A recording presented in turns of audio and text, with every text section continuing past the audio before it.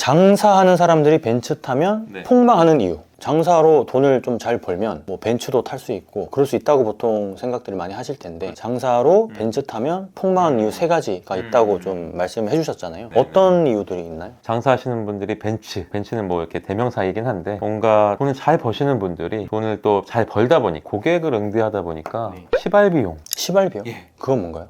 시발비용이라는 거는 내가 그동안 받았던 스트레스, 이런 것들을 한 번에 푸는 겁니다. 그래서 명품도 사고, 그날 저녁은 진짜 제일 비싼 걸 먹어야 되고, 그때 기분을 달래기 위해서 돈을 쓰는 거죠. 과도한. 그렇게 말씀하시는 게 조금 이해가 되는 게, 사실 자영업자분들 중에서 그날 매출이 좀 잘 나오거나 아니면 내가 그래도 한 달에 500만 원 버는데 1000만 원 버는데 하시면서 조금 비싼 차를 타시는 분들도 많고, 돼지고기 먹을 걸 한우 진짜 엄청 비싼 걸로 안주를 해서, 저도 그런 경험이 있어요. 저도 그런 경험이 있었던 것 같네요. 생각을 해보니까. 근데 사실 이게 이제 안 된다라기보다는 가치관의 차이인 거예요. 가치관의 차이. 가치관의 차이일 수 있고, 또 하나는 내가 평생 일을 할 것이냐 말 것이냐를 판단하는 데 되게 중요한 키가 있어요. 그러니까 이게 결국에는 자영업을 한다는 건 근로소득이잖아요. 그렇죠. 내가 일을 계속 해야 돼. 물론 시스템이 갖추어져 있으면 좀 낫겠지만, 그래도 내가 관리를 안 하면 그 매출 유지하기 어렵거든요. 조금 짧게 좀 정리를 하자면, 자영업을 해서 돈을 많이 벌게 되면 사실 방금 말씀하셨던 그 시발비용이라는 말이 은어이지만 인터넷에서 많이 쓰는 그쵸. 용어이긴 하죠. 직장인들도 많이 쓰는 단어죠. 그렇죠. 그렇게 해서 약간 소비 습관에 문제가 생기게 되는 거죠. 그러다 보니까 장사는 잘해서 현금 흐름이 좋은데 그거만큼 쓰시는 거예요. 시발 비용으로 쓰는 것도 있고,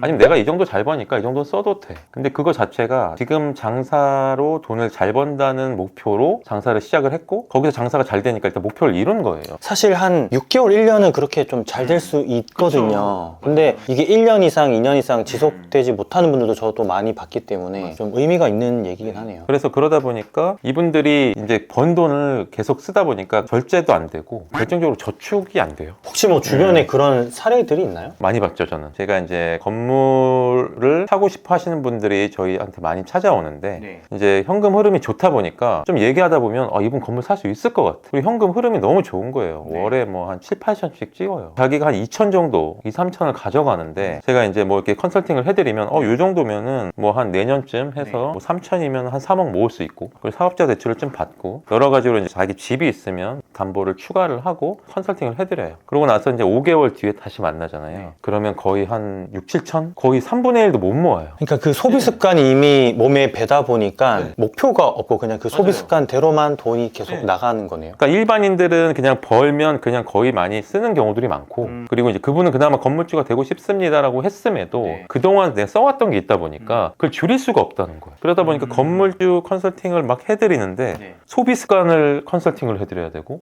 그걸 먼저 잡아야 어쨌든 목돈이 마련되니까. 그래서 뭐 벤츠를 타면 뭐 사업이 망한다라는 거는 좀 과한 표현일 수 있지만, 어쨌든 내가 계속해서 과한 소비를 하면 거기서 이제 사업이 계속 잘 되는 것도 아니기 때문에 언제 어떻게 될지 모르거든요, 사실. 그럼 그 뒤에서는 감당을 할 수가 없고, 그리고 결국에는 평생 일해야 된다. 이게 첫 번째 이유는 좀 명확히 잘 알 것 같아요. 근데 이런 이야기를 하시는 분이 사실 이런 이야기를 할 자격이 있나? 라고 또 우리 구독자분들은 생각할 수도 있어요. 왜냐하면 우리가 소개도 하지 않고, 물론 저는 이제 창원님과 같이 사업을 하고 있는 입장이기 때문에 잘 알지만 제 구독자분들은 또 잘 모를 수도 있거든요. 그래서 저희 구독자분들한테 좀 짧게 소개해 주시고 두 번째 이유로 넘어가면 좋을 것 같습니다. 안녕하세요. 돈깨비라는 이름으로 활동하고 있는 이창원 전무입니다. 저는 장사는 건물주다, 자영업자들에게 건물주의 기회를 드리고 컨설팅을 하는 일을 하고 있고, 그리고 건물주 강의도 하고 있습니다. 창원님 통해서 자영업자분들이 건물주 되는 거를 사실 저도 많이 지켜봤거든요. 이제 저희 회사에서 운영하는 거를 통해서 자영업자분들이 뭐 공동투자도 하고, 실제로 이제 개인 건물을 사셔서 거기에서 이제 본인 매장을 오픈하시고 이제 장사를 하신 게 꿈이신 분들이 많다 보니까 그렇게 해서 좀 자산 소득도 같이 이루시는 분들도 많은데, 일단은 소비 습관부터 먼저 고쳐야 어쨌든 그것도 전제 조건이 되겠네요, 그죠? 맞습니다. 그 부분을 케어를 할 수 있어야 돼요. 극도로 아낄 필요가 있습니다. 죽을 때까지 일을 하지 않으려면은 극도로 아끼고 자금을 모으고 현금 흐름을 좀 늘려가지고 자산화로 넘어가야 되는 게 정답이죠.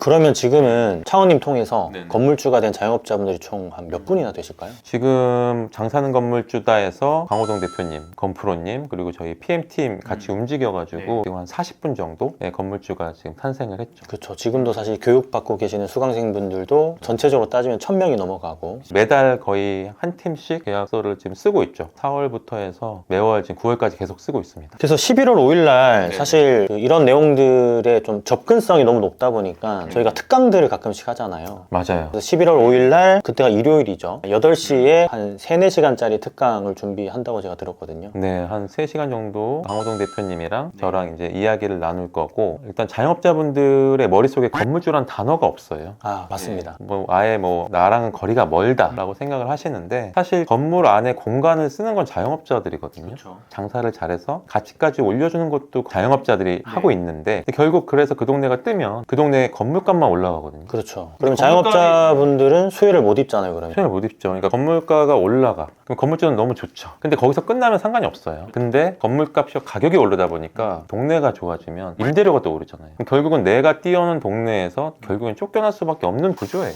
아, 그런데 이제 자영업자분들이 이 건물을 산다는 개념이 없다고 말씀하셨는데 저도 너무나 많이 공감하거든요. 물론 저도 이제 창원님 통해서 건물을 샀지만 공동투자로 저희도 건물을 샀잖아요. 저도 이제 그렇게 건물을 사보고 나니까 아, 이런 방법이 있구나. 이런 루트를 통해서 건물을 사는구나. 그러면 이런 이야기를 11월 5일 날 8시에 라이브로 특강으로 해주시는 건가요? 그렇죠. 어쨌든 이 특강을 보실 분들은 그러면은 제가 고정 댓글에다가 신청 링크를 달아놓으면 다 무료로 볼 수 있게끔. 그렇죠. 그러니까 그 과정들이 정말 많죠.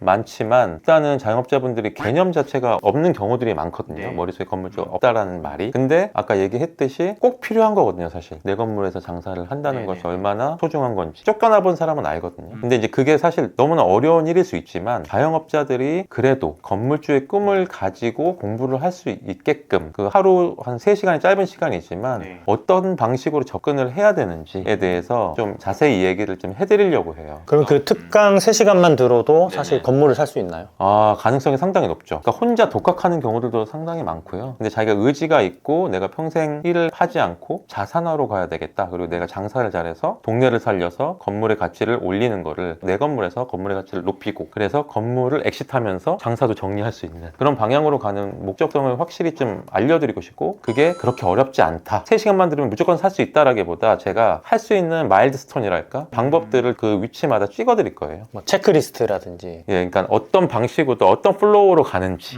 그거 자체를 모르는 경우들이 많아요. 근데 저는 이제 창원님께서 지금 만들고 계신 그 자료를 제가 봤잖아요. PPT 파일이 어마무시하게 많잖아요. 그 내용을 다 얘기를 해주신다는 거잖아요. 거기서 이제 핵심만 뽑아서. 핵심만. 너무 길어지면 또 안 되기 때문에. 맞아요. 그래서 어쨌든 그 강의를 들으면 거기에서 나와 있는 내용들로 본인이 좀 딥하게 공부를 할 수 있게끔 준비를 해보려고 하고 있고. 그러면 11월 5일 날 일요일이죠. 8시부터 특강이 진행되니까 이 특강이 무료입니다. 무료로 들으실 분들은 고정 댓글로 신청을 해주시면 됩니다. 자, 그러면 자영업자가 장사로 벤츠를 타면 폭망한 이유 첫 번째는 과소비를 하는 소비 습관이 들면서부터 사실은 좀 망할 수 있다. 저도 이건 좀 공감이 되거든요. 두 번째 이유는 뭘까요? 두 번째는 과도한 사업 확장입니다. 어느 정도 이제 건물주가 되려고 오시는 분들을 이제 많이 상담을 하다 보니까 1호점이 잘 되면 2호점, 2호점이 잘 되면 3호점. 그래서 현금 흐름이 막 돌아가면 그때 나 건물 사야 되나? 아, 살 걸 하면서 오시는데 그분들이 현금이 거의 없습니다. 그러니까 사업 확장 때문에 계속 투자를 하는 거군요. 계속 투자를 해서 사실 시스템이 잘 구축이 돼서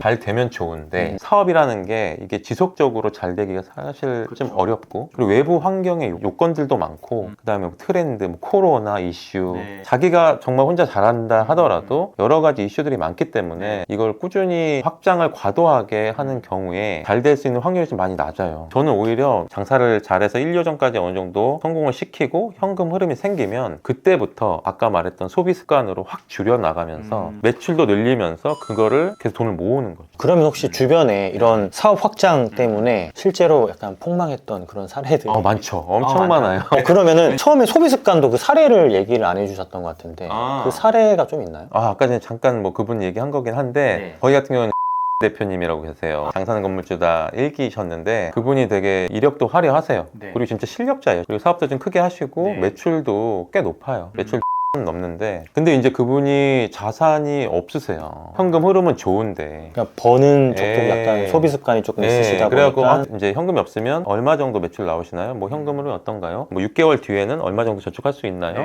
뭐 이런 것들을 얘기를 했는데 그 부분 제가 봤을 때 한 2천 정도는 저축할 수 있을 것 같거든요. 1년이면 2억이잖아요. 가지고 있는 거랑 하면은 그분은 또 심지어 서울도 아니었어요. 지방 같은 경우에는 충분히 살 수 있거든요. 근데 한 6개월 뒤에 만났는데도 거의 뭐 2, 3천 이래서 없고 저래서 없고 어떻게 나간지 모르겠대요, 돈이. 혹시 그분은 벤츠 타시나요? 아마 타지 않을까? 아, 그러면 일단은 소비 습관이 좀 심한 사례도 실제로 있으셨고, 그러면 두 번째 사업 확장의 사례도 있으신가요? 사업 확장의 사례도 꽤 있죠. 이제 이번에 코로나가 있었기 때문에 코로나 전에 장사가 잘 돼가지고 막 1호점, 2호점, 3호점 막 쫙 넓혔다가 직영으로 넓혔다가 그게 한 번에 무너진 경우가 많았어요. 제 주변에도 있어요. 제 주변에도 많아가지고 그분들이 항상 사업에 투자한다고 돈이 없으시더라고요. 실제로는 대출까지 받아서 사업에 투자하고 하시더라고요. 그러다 보니까 이제 돈을 벌어야 되는 게 그냥 내가 근로나 이런 시스템으로 돈을 벌어야 된다는 생각만 하는 거예요. 그러니까 저는 이번에 강의를 할 때 머릿속에 자산화라는 단어를 머릿속에 이렇게 박아놓고 싶어요. 11월 5일날 특강 진행해 주실 때 자산화.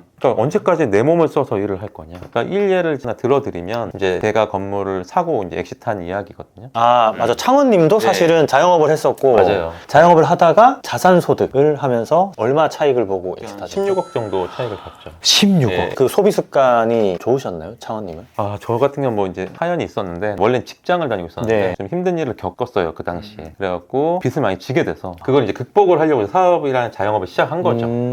해서 이제 매장도 한 2개까지 운영하고 그리고 뭐 저희 사무실도 공방도 있었고 그러다 보니까 그때도 사실 저도 이제 시발 비용 썼었죠. 아, 당시에는 소비 습관이 조금 있었다. 근데 이제 그때 당시에 돈을 많이 빨리 모아야겠다는 생각으로 하다 보니까 그때도 이제 사업 확장을 막 한 거예요. 1호점, 2호점. 그러면서 제가 월세를 그때 한 800을 내고 있더라고요. 사무실이랑 매장 2개를. 그러다 보니까 그때 이제 금리가 좀 낮긴 했죠. 코로나 전이었어요. 그래서 막 이제 법인 전환하고 직원 막 채용하고 사업에 계속 확장을 막 하고 있었죠. 그러다가 제가 이제 부동산 쪽으로는 계속 이제 공부를 좀 많이 하고 있었어서 내가 월세를 800 낼 바에는 내가 800만 원의 이자를 내고 건물을 사는 게 어떨까? 그렇죠. 매장 한 개에 800 내신 분들도 많고 2개, 3개면은 800은 아주 우습게 나가는 돈이죠. 아, 그렇죠. 그러다 보니까 저도 이제 고민을 하다 보니까 아예 내가 무슨 건물이야 라고 했는데 제가 찾아보니까 충분히 가능하겠다. 네, 그전에도 뭐 그런 공부들을 좀 했기 때문에 그래서 그렇게 접목을 하면서 제가 이제 건물을 알아봤죠. 그래서 마포에 그때 한 18억 정도로 이제 건물을 매입을 했는데 그것도 사실 사업을 그때 좀 잘하고 있어서 대출도 되게 잘 나오고. 그럼 18억짜리 건물을 얼마로 사신 거예요? 8억에 제 돈은 많이 안 들어갔어요. 막 그 당시에 한 2억 정도 들어갔나?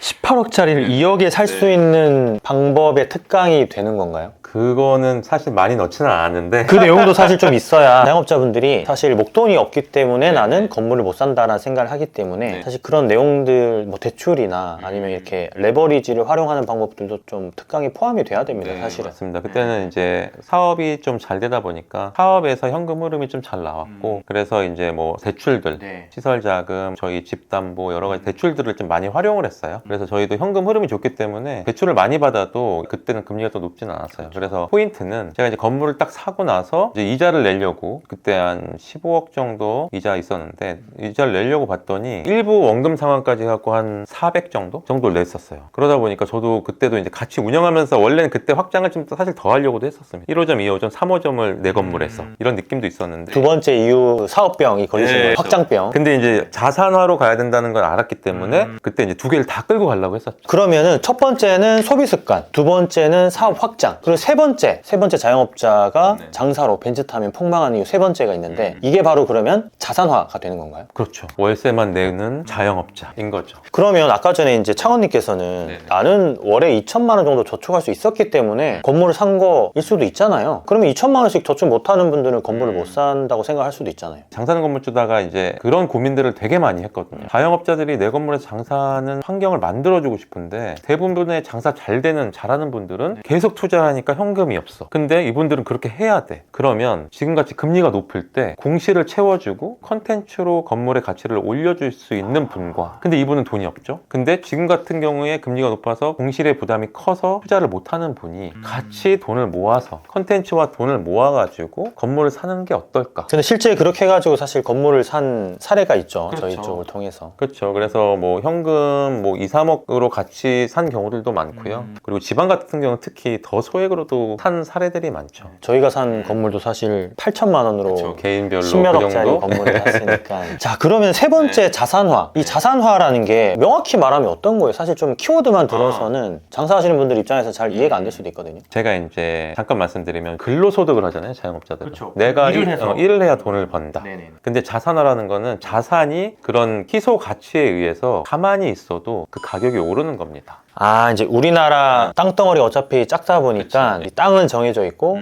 부동산 가치는 계속 오를 수밖에 없으니까 물론 내려갔다 올라갔다 하긴 하지만 긴 기간으로 봤을 때는 계속 올라가는 구조다 보니까 그렇죠. 돈의 가치가 떨어지다 보니까 옛날에 새우깡이랑 지금 새우깡의 금액이 완전 다르잖아요. 그 본질은 같지만 오히려 양은 줄고 금액은 올라갔죠. 아, 이 자산화라는 키워드를 들어보니까 제 주변에는 아직도 본인 건물이 아니고 임차료를 진짜 좀 많이 내면서 임차료 막 400씩 500씩 내면 은행에서 그때 대출 얼마나 해준다고 했죠? 곱하기 한 3 정도 하면 되는데 뭐 한 300 낸다? 그러면 한 9억 정도의 가치. 그래서 어쨌든 자산화로 가야 된다는 얘기를 해주신 건데 이거 조금 더 명확히 설명을 해주시면 좋을 것 같아요. 자영업자분들은 이거 좀 이해가 잘 안 될 수도 있거든요. 제 사례를 잠깐 아까 이어서 또 말씀드리면 아까 마포에 건물을 18억 주고 샀다고 했잖아요. 그래서 저도 막 확장을 하려고 하고 있었는데 코로나가 터져서 이제 기존에 있는 매장을 다 정리를 했어요. 저희가 이제 외국 손님들을 많이 이렇게 받는 그런 업종이었는데 외국에서 아예 들어오지도 못하고 그러다 보니까 가로수길이랑 인사동에 있는 매장을 다 정리를 하고 마포로 왔습니다. 마포에 와갖고 저희가 이제 직접 사용하면서 그냥 왔는데 계속 이제 매출이 떨어지는 거예요. 저는 사업이 계속 잘 될 줄 알았어요. 보통 다들 그렇게 생각하시죠. 근데 이게 외부 변수가 오니까 제가 아무리 뭘 해도 할 수가 없더라고요. 그렇게 하면서 저희가 이제 온라인에 좀 더 치중을 하고 지내왔는데 제가 최근에 그 건물을 엑시트를 했습니다. 거의 34억 8천? 매각을 해가지고 아까 16억 차익이 났다고 했잖아요. 네네네. 아까 제가 코로나 전에 건물을 사서 저희가 쓰면서 이자를 냈지만 어쨌든 800 내던 거를 한 400만 내고 제가 똑같이 장사도 하고 사무실도 썼어요. 그 건물에서 네. 장사도 하고 그렇지만 사업소득도 있었지만 시간이 지나면서 올라간 그거를 이제 자산화. 그렇죠. 나는 사업을 하면서 계속 근로사업소득을 계속 했는데 외부의 영향이 오거나 내가 뭐 장사를 잘 못하거나 하면 매출이 떨어지잖아. 근데 가만히 그 자리에 있던 그 건물 있죠. 이 건물도 열심히 그동안 돈을 벌고 있었던 거예요. 1년에 몇 억이라는 돈을 얘는 벌고 있는 거예요. 나는 혼자 장사를 하지만 옆에서 계속 채널들이 필요하잖아요. 근데 그 채널이 자산화로 가면 얘가 더 주객이 전도가 될 수 있어요. 훨씬 더 피처링이 완전 메인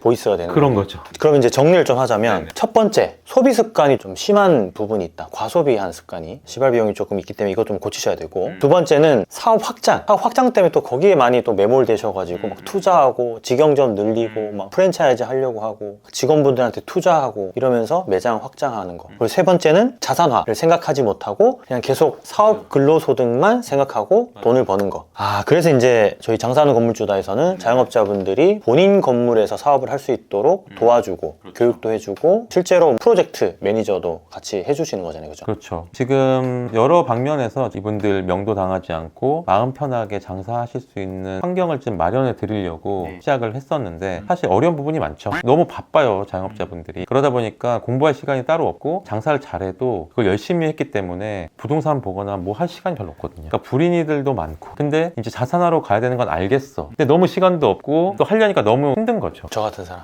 저도 이제 불인이었지만 창원님 만나면서 어쨌든 건물도 살 수 있었고 지금은 이제 임차도 이미 채우고 또 채우고 있잖아요. 자영업자분들이 그냥 11월 5일 날 특강하는 거를 한번 듣고 개념을 익히고 혼자서도 조금 노력을 한번 해보실 수 있는 강의를 해주시는 거니까 꼭 11월 5일 날 고정 댓글 통해 가지고 신청하시면은 그 3시간짜리 특강을 들으실 수 있으니까 그거 듣고 좀 실행에 옮기시면 어떨까라는 생각이 듭니다. 맞습니다. 그리고 스킬적인 부분도 있지만 스킬 외에 돈이 없더라도 장사를 잘하는 분이 어떤 식으로 건물을 살 수 있고 그리고 내가 컨텐츠가 뭐 없더라도 또 내가 이제 자금을 가지고 어떻게 또 투자를 할 수 있는지 투자하는 방법들도 좀 이야기를 해드리려고 하고 있어요. 차원님은 지금 벤츠 타시잖아요. 뭐 좀 그렇죠. 그때는 못 탔지만 그때는 탔었으면 사실 폭망했을 수도 있겠네. 그러니까 저도 돈을 쓰는 거에 대한 순서가 되게 중요한 것 같아요. 그러니까 자산화 순서대로 돈을 쓰는 게 맞는 것 같아요. 자산화를 하고 나서 어느 정도 좀 부를 이루고 난 다음에 사실 써도 충분히 가능하고 그리고 부동산이 없으면은 이 사업소득이 언제까지 또 유지될 수 있을지도 모르는 일이기 때문에 알겠습니다. 아, 오늘 제 채널에 처음 나오신다고 머리도 하셨다고 제가 들었는데 너무 좀 좋은 이야기들 많이 들려주셔가지고 구독자분들이 도움이 많이 된 것 같아요. 좀 소감 한번 말씀해 주시죠. 사실 건프로님 채널에 나올 수 있을까? 물론 뭐 친분도 있지만 제가 정말 도움이 되는 내용으로 좀 나와야겠다라는 생각을 좀 하고 있었어요. 그래서 만나자마자도 와 나갔으면 좋겠다라는 생각만 막연하게 했었고, 근데 이제 어느 정도 좀 저희가 사업화하고 모델도 만들고 건물주가 나오고 어느 정도 자리가 잡힌 상태에서 도움을 줄 수 있는 상황에서 건프로 TV에 나오게 돼서 전 너무 영광이고, 앞으로도 좋은 내용으로 좀 인사 또 드렸으면 좋겠습니다. 나중에 이제 창원님 주변에 창원님 통해 가지고 자영업자분들이 건물을 산 사례들 이런 것도 얘기하러 나와주시면 다른 분들한테 훨씬 더 많은 도움이 될 것 같아요. 사례를 기반으로 이렇게 맞아요. 들으시면 그게 훨씬 더 공감대도 있고 나도 가능하겠구나라는 생각을 하실 수도 있거든요. 장사는 건물주다가 만들어진 게, 우리 건프로님 건물을 하면서 건프로님 이런 말 했어요. 건물을 이렇게 쉽게 산다고요? 그렇죠. 그게 그거는 시작이었으니까. 자영업자분들은 무조건 도와줄 수밖에 없는 일이다 라고 해서 사실 시작을 했기 때문에 다음에는 그런 사례들을 좀 가지고 나오셔서 얘기를 해줬으면 좋겠습니다. 여러분들도 그런 사례들 좀 많이 듣고 싶으시면 댓글에다가 창원님 응원의 댓글 한 번씩 부탁드리겠습니다. 오늘 나와주셔서 너무 감사드립니다. 네, 감사합니다. 고맙습니다. 네. 고생하셨습니다. 네.